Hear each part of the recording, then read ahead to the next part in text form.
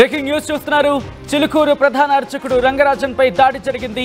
20 మందితో కలిసి దాడి చేశారు రాఘవరెడ్డి అనే వ్యక్తి. ఇంట్లోకి చొరబడి తన అంచనలతో హంగామా చేశాడు. రంగరాజన్ను దూషిస్తూ హల్చల్ చేశాడు రాఘవరెడ్డి. దాడి చేసిన వారు రామరాజ్యం సంస్థకు చెందినవారుగా గుర్తించారు. పోలీసులకు ఫిర్యాదు చేశారు అర్చకులు రంగరాజన్. దానికి సంబంధించిన బిగ్ బ్రేకింగ్ న్యూస్ చూస్తున్నారు. చిలుకూరు ప్రధాన అర్చకుడు రంగరాజన్పై దాడి జరిగింది. 20 మందితో కలిసి దాడి చేశాడు రాఘవరెడ్డి. ఇంట్లోకి చొరబడి తన అంచనలతో హంగామా చేశాడు. రంగరాజన్ను దూషిస్తూ హల్చల్ చేశాడు రాఘవరెడ్డి. దాడి చేస్తున్న వారు రామరాజ్యం సంస్థకు చెందినవారుగా గుర్తించారు. పోలీసులకు ఫిర్యాదు చేశారు అర్చకులు రంగరాజన్. ఒక్కసారి విషయంలో మీరు చూస్తున్నారు సీసీటీవీ ఫుటేజ్లో. మరి ముఖ్యంగా బ్లాక్ డ్రెస్ వేసుకొని మెడలో ఒక సాఫ్రాన్ కలర్ కండువా అంటే వేసుకొని అక్కడ వెళ్తున్న విజువల్స్ మీరు చూడొచ్చు. ఆయన ఇంటికి వెళ్తున్న క్రమంలో ఇంట్లోకి వెళ్ళిన తర్వాత ఆయనతో వాగ్వాదానికి దిగినట్టుగా తెలుస్తోంది. ఒకసారి మీరు చూడొచ్చు, దాంట్లో మహిళలు ఉన్నారు, పురుషులు ఉన్నారు. వాళ్ళందరూ అక్కడికి వెళ్ళి ఆయనతో వాగ్వాదానికి దిగినట్టుగా తెలుస్తోంది. ఈ నేపథ్యంలో అసలు ఏం జరిగింది అనేది ఒకసారి తెలుసుకునే ప్రయత్నం చేద్దాం. మా ప్రతినిధి దేవిక అప్డేట్స్ అందించేందుకు ఫోన్ లైన్లో సిద్ధంగా ఉన్నారు. ఒకసారి దేవిక దగ్గరికి వెళ్ళే ప్రయత్నం చేద్దాం. Devika, all right. అంతకన్నా ముందు ఇదే అంశానికి సంబంధించి అసలు అక్కడ ఏం జరిగింది అనేది ఒకసారి చూసే ప్రయత్నం చేద్దాం. ఆ తర్వాత ఇన్ డీటెయిల్గా మాట్లాడుకుందాం. భగవత్ సేవ చేస్తాను, ఆయన బాధలు పట్టుకుంటాను, రామరాజ్య స్థాపనకి నాటం చేస్తున్నాను, ప్రయాణం చేస్తున్నా. రాజ్యాంగం ఏం చెప్తుంది? రాజ్యాంగం ఏం చెప్తుంది? నువ్వు చెప్పు. రాజ్యాంగం ఏం చెప్తుందో నువ్వు చెప్పాలి. రాజ్యాంగం ఏం చెప్తుందో కత్తిబండ చెప్పబడుందా? కత్తిబండ చెప్పబడుందా? ప్రెసిడెంట్, ఇవాళ రోజు governors and Rajaprasad shall not answerable to any courts. Governor, President. In the name of God, I take the oath. నాలాంటోడు భక్త చిక్కినోడు నీకు దొరికింది. ఇదే పని ఇవాళ రోజు శబరిమల జడ్జిమెంట్ లో ఈ దేశంలో శ్రీరాముడికి అధికారం లేదు అని ఒక జడ్జి చెప్పిండు. ఇదే పని. కూర్చోండి ఆయన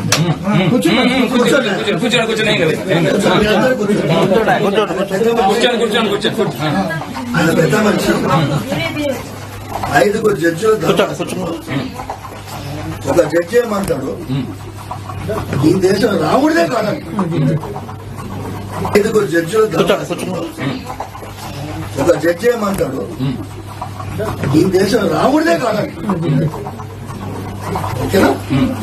మనం ఈ దేశంలో రాజ్యాంగం ప్రకారం జీవించాం అన్నా కదా. మనం సర్కార్ తనసే జుదా కర్దంగా అంటే మనం బక్కోలు మనం తీసుకొని పోయి లోపలేస్తాం. మనం వెనకాల సైన్యం ఉందా? లేదు. నేనేం చేస్తున్నా, 2 గుణాన్ని తయారు చేసే ప్రయత్నం చేస్తాను. సోది చెప్తుందేనా? ఒకటి ఆంజనేయ స్వామి గుణం, దేనికి తెగించకుండా ఉండేది. మాట్లాడమండి. రెండవది అర్జునుడి గుణం, గురువు గారు చెప్పినట్టు ప్రవర్తించడం. ఈ 2 నేను చేస్తాను. ఈ ప్రయత్నం నాది. మీరందరూ తోడొస్తున్నారు. అలాగే ఆయన వచ్చిన 2 సమయాల్లో కూడా ఆయన వచ్చిన పరిస్థితి వేరే ఉంది. ఓకేనా? నేను స్వామివారి ఆరాధన చేయడం 8 అవుతుందా అభిషేకం చేయాలి. నేనేమన్నా 3 గంటలకు వచ్చిన ఆయన నిన్న మొన్న మొత్తం నాటకం. సార్ అయిపోయింది. మేము వచ్చాం కదా, విన్న తర్వాత నువ్వు నన్ను చెప్పినావు. జడ్జిమెంట్ గురించి చెప్పారు. జడ్జిమెంట్ అయిన తర్వాత ఏం చేస్తారు చెప్పండి. ఇది మనం రాజ్యాంగం ప్రకారం నడుస్తున్నాం. సుప్రీంకోర్టులో ఇంప్లీట్ పిటిషన్ వేసి శ్రీరాముడికి అధికారం లేకుండా ఏం దేశం ఇది? నీకు ఆ పిటిషన్ అన్ని ఇస్తాం. నా దగ్గర ఉన్నాయి సార్, నా దగ్గర ఉన్నాయి. రెండోది ఏం చేస్తామంటే 8 రాజ్యాలు. రాముల వారి రాజ్యంగా పద్మనాభ స్వామి రాజ్యం. ఆ రాజ్యంలో రాముల వారి పాదాలు పెట్టుకొని నెత్తి మీద రాజ్యం వెళ్ళేవాళ్ళు. వాళ్ళని రాజవంశీకులని వాళ్ళ ద్వారా కోవెనెంట్ సైన్ చేశాం. ఈ దేశంలో రామరాజ్యం ఉంటేనే మనం నడిపించగలమంటే దాని మీద 2వ ఇంప్లీట్ పిటిషన్ వేశాం. ఇవాళ రోజు అది ఫైనల్ స్టేజ్ లో ఉంది. ఓకేనా నాయన? ఇప్పుడు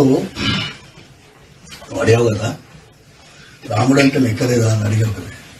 నీ మనసులో ఉండే భక్తి దాసుని నేను. ఎందుకంటే సుగ్రీవుడి దగ్గర రామాయణం వినండి స్వామి, రామాయణం ఆల్రెడీ అర్థం చెప్తే వినండి స్వామి. సరే నేను చెప్పేది వినండి, మీరు విన్నాం కదా. విన్నాం కదా, ఇప్పుడు విను.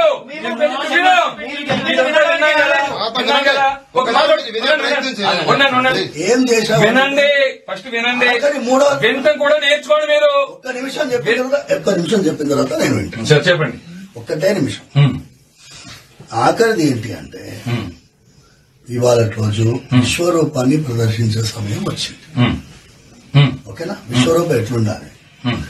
మొన్న విజయవాడ శంఖారావం చేసింది. ఓకేనా? శంఖారావం చేసిన తర్వాత నా దగ్గరికి వచ్చినారు కొంతమంది మహానుభావులు. వచ్చి ఇవాళ రోజు దేవాలయాల భూములన్నీ ఆక్రమించుకున్నారు. ఒక రెడ్ పెటిషన్ వేద్దాం. రెడ్ పెటిషన్ కి మీరు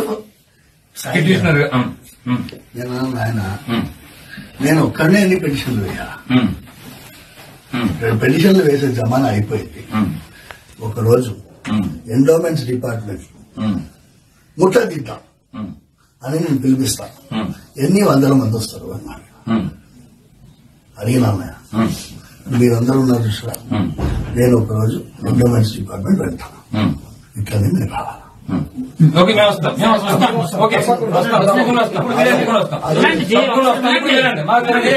చెప్పారు కదా,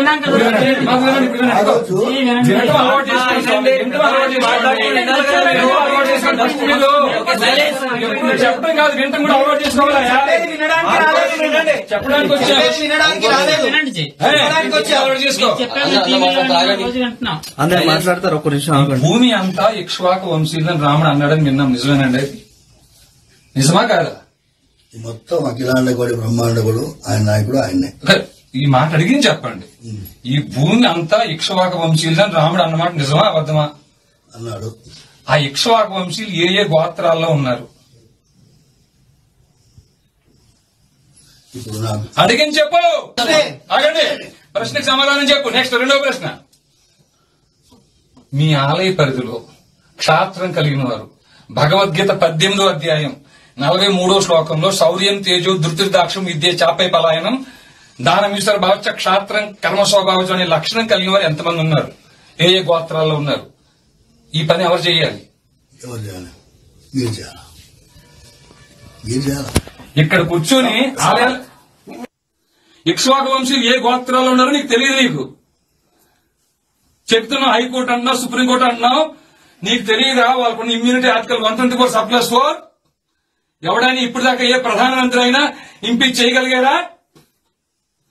77 ఐపీసీ 197 సిఆర్పీసీ వాళ్ళ రక్షణ అవుతా తెలియదా మీకు? భగవద్గీత 18వ అధ్యాయంలో 17వ శ్లోకం ఉన్న యస్య నాహంకృతో భావో బుద్ధిరేశ నలిప్యతే హత్వాపి సహిమాన లోకాన్ని హంతి ప్రయోగించే అవకాశం మాకు లేదా?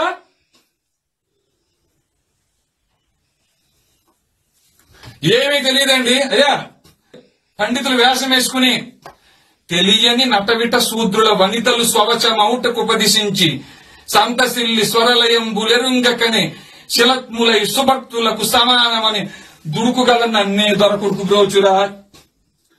స్వరం తెలియదు. స్వరం తెలుసా? లయ తెలుసా? ఇక్ష్వాకు వంశీయులు ఏ గోత్రం ఉన్నారో తెలియదు. క్షాత్రం కలిగిన వారు మీ పరిధిలో ఎంతమంది ఉన్నారో తెలియదు. వైశ్య పరంపర 44వ శ్లోకంలో చెప్పిన వైశ్యుల కృషి కోరక్ష వాణిజ్యం మీ ఆలయ పరిధిలో ఎంతమంది ఉన్నారో తెలియదు. అన్ని మత ప్రార్థనా మందిరాల్లో బోధిస్తున్నారు ఈ దేశాన్ని ఎలా దోచుకోవాలని. తెలిసిందల్లా ఒకటే, బలుపంతా ఒకటే, బలుపు అహంకారం ఒకటే. మీ స్వామి ఎప్పుడు దళిత పానాలు పట్టుకొచ్చి మీ మాటలు ఉండడం? ఈ అర్చక పురోహితులు మీ పని ఇది. మీ ఆలయ పరిధిలో క్షాత్రం కలిగిన వారు ఏ గోత్రాల్లో ఉన్నా, వైశ్య పరంపర వారు ఏ గోత్రాల్లో ఉన్నా ధర్మస్థాపన కోసం కలిలో రామరాజ్యం ఏర్పాటు అయింది. భగవద్గీత 4వ అధ్యాయం 7-8 శ్లోకాల ప్రకారంగా. అయ్యా, వీళ్ళు అనుకుంటున్నారు ఏమిటి? ఆయన నా వల్ల అయితే లేదు నాన్న, నేను ఎగ్జామ్ లో ఫెయిల్ అయినాను, అన్నావు కదా, చెప్పింది వింటూ నేర్చుకో. ఇలా చూడు, వింటున్నాను. అవకాశం ఇస్తున్నా, ఉగాది వరకు సమయం ఇస్తున్నా నీకు. రామరాజ్ ఉన్నంత పక్కన పెట్టు, రామరాజ్య స్థాపన కోసం పనిచేయి. ఆ తర్వాత లేదా ఎవరో కాపాడతారు, ఎవరో చేస్తారు, రిపిటేషన్ ఎస్ఎల్పీలు వేస్ట్, క్యూరేటివ్స్ దాకా ఉన్నాయి, వాళ్ళే దొంగలు. ఏ న్యాయమూర్తులైతే అన్బ్రైడల్ పవర్స్ తో ఆర్టికల్ 124 సబ్ క్లాస్ 4 అనే ఇమ్యూనిటీతో 77 ఐపీసీతో జడ్జెస్ ప్రొటెక్షన్ యాక్ట్ తో ఇట్లాంటి రక్షణ కవచాలు పెట్టుకు విర్రవీగుతున్నారా? రక్షణ కవచాలు బ్రేక్ చేయడం కోసం వచ్చేవాడి అయ్యా మేము కూడా. వింటున్నారా? మేము వచ్చింది న్యాయ వ్యవస్థ తోలు తీయడం కోసం. వాళ్ళ దగ్గరికి వెళ్ళి భిక్ష పట్టుకుంటామని వెళ్ళి వాళ్ళ దగ్గరికి వెళ్ళి రిప్రెషన్ వేసి వాళ్ళు కొట్టేస్తే ఇంపీచ్మెంట్ చేసే అవకాశం మీకు ఆర్టికల్ 124 సబ్ క్లాస్ 4 ఇచ్చిందా? ఇచ్చిందా మీకు? ఖరీదు బంధించడం కోసం వచ్చామని ఆయన మేము వచ్చింది. అయ్యా మీరు రావడానికి అందం మాకు లేకపోవచ్చు నాయన, కానీ మమ్మల్ని పంపించిన వాడు హరిగుణ మణిమయేశ్వరములు గళమున శోభిల్లు భక్త కోడులిలలో హరిగుణ శ్రీనీల గోత్ర క్షాత్రం గుండెల్లో ఉంటానంటే కాళ్ళ దగ్గర పెట్టిన దుర్మార్గుడు నేను. ఏ మాత్రం జాలి దయ లేని వాడిని. ఎందుకు వచ్చానంటే ఆ ముక్కంటి పిలిచిన పిలుపుకి వచ్చాను నేను. వీళ్ళలో ఒక్కరు కూడా వారి అన్నం కోసం కుటుంబం కోసం రాలే, ధర్మం కోసం ప్రాణం ఇవ్వడం కోసం వచ్చారు. ఆ తల్లి ఇంట్లో చెప్పి వస్తా నేను తిరిగి రాకపోతే మీరు నా కోసం బెంగ పెట్టుకోవద్దు అని చెప్పి వచ్చారు. ఇక్కడ దొంగలు ఎవరు తెలుసాను ఆయన? దొంగలు ఎవరు మర్డర్లు మానభంగాలు చేసేవాళ్ళు కాదు. వాళ్ళని శిక్షించాల్సిన న్యాయమూర్తులు పనిచేయటం మానేశారు తండ్రి. వింటున్నారా? ఈ న్యాయమూర్తుల మీద 197 సిఆర్పిసి ప్రయోగించాల్సిన కేంద్ర రాష్ట్ర ప్రభుత్వం ఈ పని మానేసినాయి. ధర్మాన్ని బోధించి క్షాత్రం కలిగిన వారిని వెలికి తీసి వాళ్ళని గుర్తించి వారి పోషణ నిమిత్తం సైన్యంగా తయారు చేయించాల్సిన అధ్యయనంతో కూడా అధ్యాపనం చేయాల్సిన మీ పని మీరు మానేశారు అయ్యా.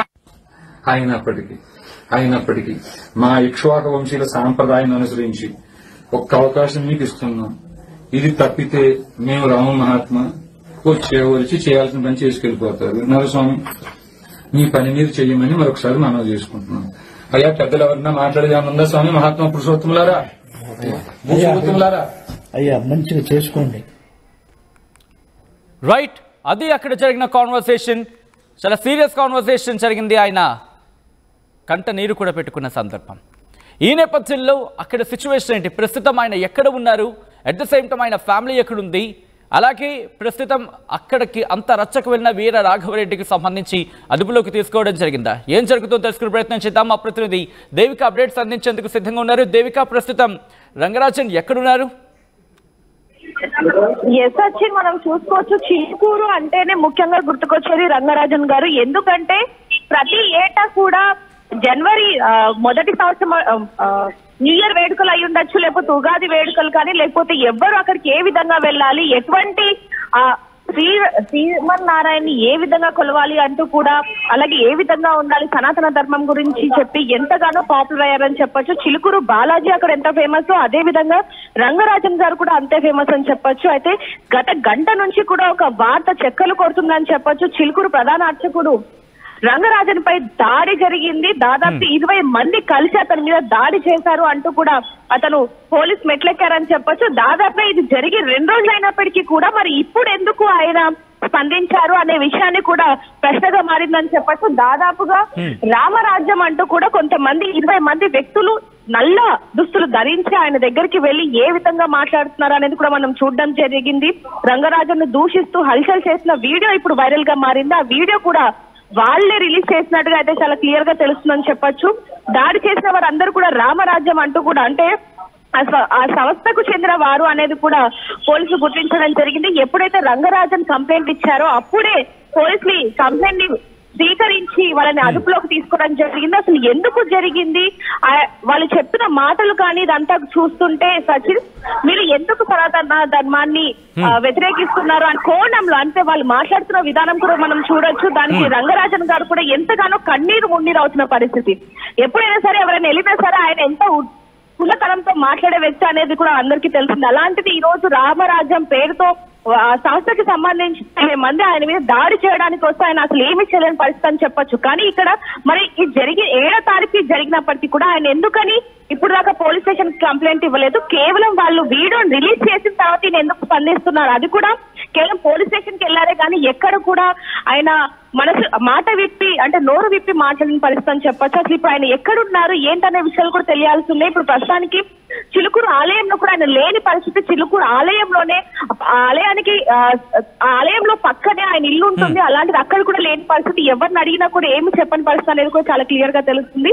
అసలు ఎవరు వాళ్ళు, ఎందుకు వచ్చారు, ఇంతకు ముందు ఏమన్నా వచ్చారా ఆయనని వార్నింగ్ ఇస్తున్నట్టుగా కూడా ఇక్కడ మనకు చాలా క్లియర్ గా తెలుస్తుంది. అసలు ఏంటి అనేది ఒకవైపు నుంచి ఒకవైపుకు సంబంధించి రామరాజ్యంకి సంబంధించిన వాళ్ళు చెప్పాలి, లేదా రంగరాజన్ గారు చెప్పాలి అనేది కూడా చాలా క్లియర్ గా తెలుస్తుంది. దీన్ని అన్నిటికీ సమాధానం కూడా రంగరాజన్ గారే చెప్పే విధంగా అయితే తెలుస్తుంది. సచిన్ రైట్ దేవిక, ఈ కథలను కాస్త కలవరపరిచే మిమ్మల్ని కలవరపడి గురి చేయడం ఆర్టీవీ ఉద్దేశం కాదు. కాస్త అక్కడ కన్నీళ్లు పెట్టుకుంటున్న సందర్భం ఉంది కాబట్టి ఆ రిక్వెస్ట్ టీం ఒకసారి ఇఫ్ పాసిబుల్ ఈ కథను కూడా కాస్త కలవరపరచవచ్చు. అయితే మిమ్మల్ని కలవరపాటు గురి చేయడం ఆర్టీవీ ఉద్దేశం కాదు, కానీ ఇటువంటి కథనాలు చూసినప్పుడు కాస్త కలవరపాటు గురే అవకాశం ఉంటుంది కాబట్టి దీనికి సంబంధించి తగిన జాగ్రత్తలు తీసుకోవాలని ఆర్టీవీ సూచించడం జరుగుతోంది. ప్రస్తుతం చిలుకూరు బాలాజీ ప్రధాన అర్చకుడు రంగరాజన్పై దాడి జరిగింది. 20 మందితో కలిసి దాడికి వెళ్లాడు రాఘవరెడ్డి. ఇంట్లోకి చొరబడి తన అనుచరులతో హంగామా చేశాడు. రంగరాజన్ను దూషిస్తూ హల్చల్ చేశాడు రాఘవరెడ్డి. దాడి చేసిన వారు రామరాజ్యం సంస్థకు చెందిన వారిగా గుర్తించారు. పోలీసులకు ఫిర్యాదు చేశారు అర్చకులు రంగరాజన్. ఆర్టీవీ యాప్ వార్తల్ని క్షణాల్లో చదివే అవకాశం ఉంటుంది. ఒక న్యూస్ పేపర్, ఒక టెలివిజన్ ఛానల్ మీ చేతుల్లో ఎప్పుడూ ఉంటాయి.